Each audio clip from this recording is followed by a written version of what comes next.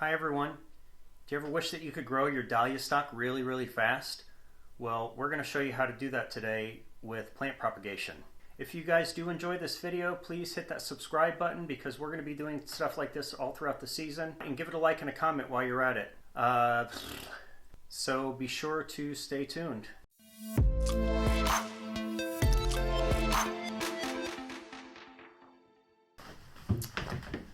Okay, what is plant propagation? Plant propagation is...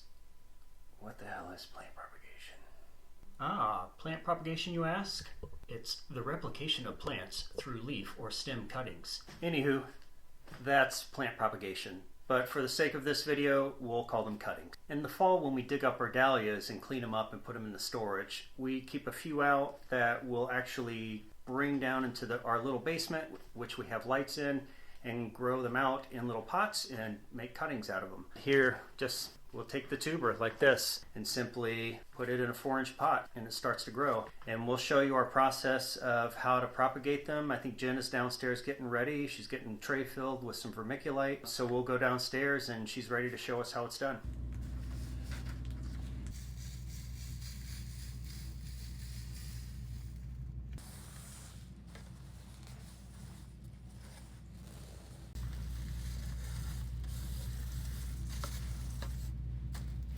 Welcome back. I'm Adam. I'm not Adam. Welcome back. I'm Jen. This is Adam. We're with PepperHarrow Farm, and this is a part of our flower farming series. Today we're going to be talking about propagating dahlias. It's the process of taking cuttings off of dahlia tubers that you start in little pots. So we're a little guilty. We didn't let some of our dahlias actually go into hibernation. We pulled them up out of the ground and we stuck them into pots immediately after the end of our season, after frost. Anyway, we stuck them in pots and they immediately started sending up green shoots. And that's where we're going to be taking off those green shoots. We're going to be sticking them into a medium. We're going to walk you through this whole process. And then you take those and they'll actually start more plants. This is a cost-effective way to creating more dahlia babies so you can have more dahlias out in your garden. I have a crate of peaches and cream dahlia tubers here, and you can see the way I planted them. I usually leave a little bit of the stem up and out of the ground.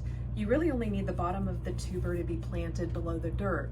I like to keep the top of the stem up above so that I can easily take cuttings off of the growth that comes up. So there's two different ways that you can pot up your dahlias. I kind of told you about the first way where we take them and we put them into little 4-inch pots, which you can see here. This is Castle Drive. So we have these dahlias potted up, and you can see I have a couple in each pot. You can do 1 in each pot, you can do 2 in each pot. I try not to put 3 in. I think it's a little bit too crowded. A couple have 3 in them just because they're so small.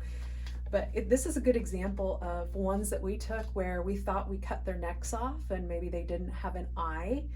We just wanted to experiment and see if it could work. And what we saw were ones that had the tiniest little top that we didn't think would make it, ended up performing well. I mean, this one ended up sending up green shoots and it's ready to go.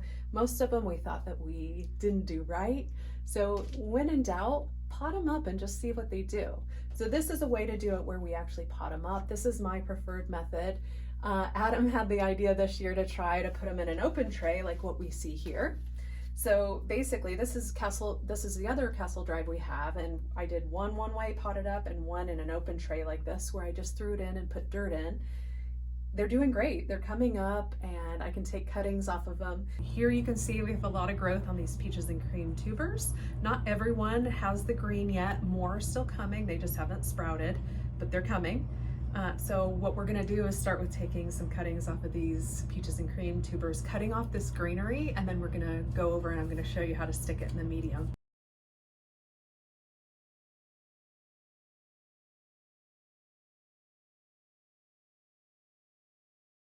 The typical way you usually take cuttings is to use an X-Acto knife. That's the real professional way.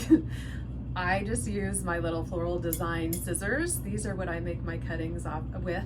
But if you want to be professional, use an X-Acto knife to get as close to the tuber as possible without actually cutting into the tuber. Getting ready to now take a cutting off.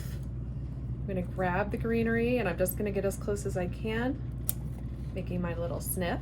Pull off these bottom leaves. Up at the top, I usually trim off a little bit of this greenery.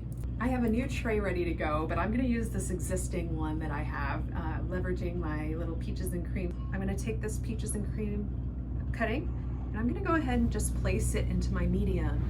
And the medium is actually a little bit of vermiculite. I put the vermiculite in my seed starting tray, and then I water them in. I keep water in the bottom of the tray to make sure that they stay hydrated and really take root. As long as that vermiculite's moist, that's what you want to see.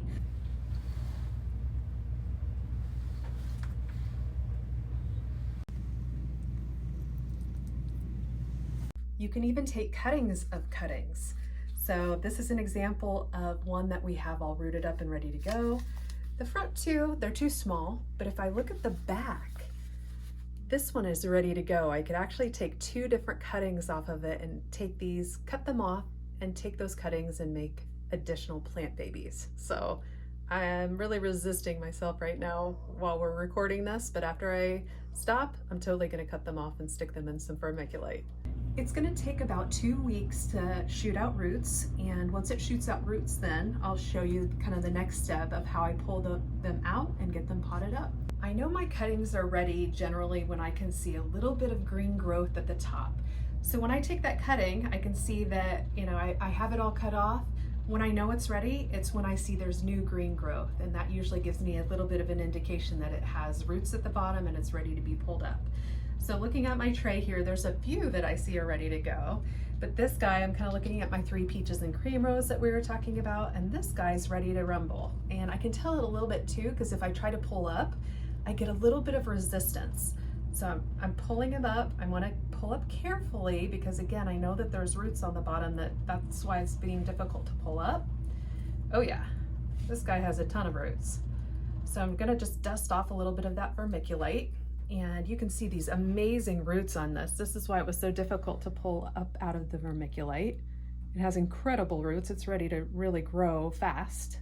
Now I'm gonna take my rooted cutting and I'm going to place it into a little tray pack. So I have a little six pack potting pack here, you can see.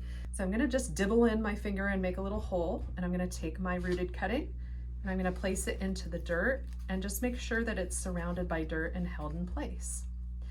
The last thing I'm gonna do here is make sure that I have my cuttings watered in and make sure I give them a lot of light and give them not that much water. I just wanna make sure that they dry out between waterings, but light and water are key to success here in getting them to root. I'll take these and I'll make sure that we get them planted out around May 15th, which in zone 5B is our last frost date. We'll usually plant these out around that last frost date, and they do amazing.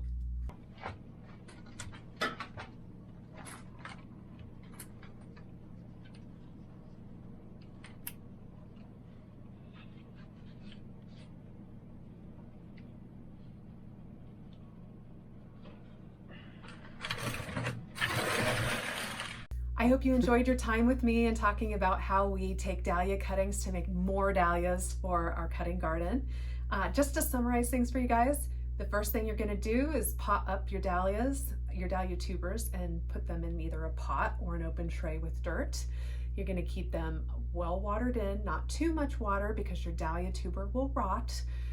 Once you get them to sprout up that greenery, you're gonna cut off that little piece of greenery with either an X-Acto knife or clippers. Once you have that ready to go, you're gonna stick it in your vermiculite in your tray, keeping the bottom moist, and I even let a little bit of water stand at the bottom. As long as that vermiculite is moist, it's gonna allow those dahlias to root in that medium. After a couple weeks, you're gonna test it and see if you can pull it up and see if there's roots in place. If there is, you're gonna stick it in a little pot with some dirt in it, and you're gonna keep it well watered until it really does a good job at establishing itself.